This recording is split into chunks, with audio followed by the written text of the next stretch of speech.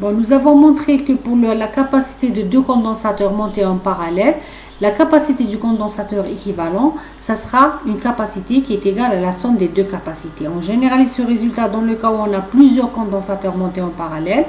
La capacité du condensateur équivalent à un condensateur monté en parallèle, ça sera une capacité qui sera égale à la somme des capacités de chaque condensateur à part.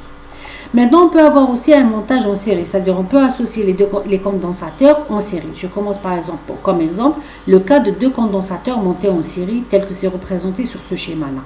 Donc, deux condensateurs montés en série, par exemple, la première plaque du condensateur 1 qui est reliée à la borne positive va porter une charge positive. La plaque qui est en face va porter une charge négative du fait de l'influence totale.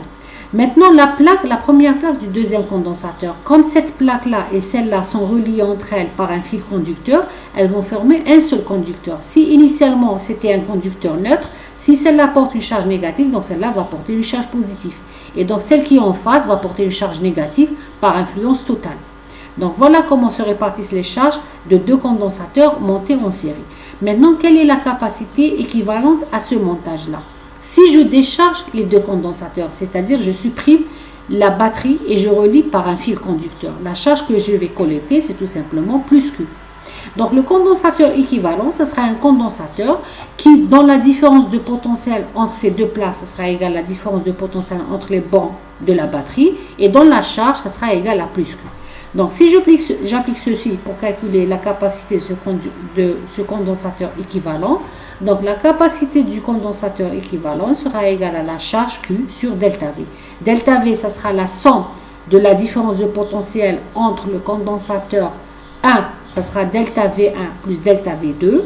Donc, en remplaçant dans cette relation-là, j'aurai la capacité équivalente sera donnée par cette relation-là.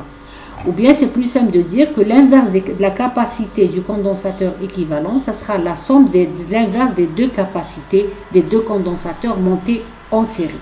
On généralise ce résultat au cas où on a plusieurs condensateurs montés en série.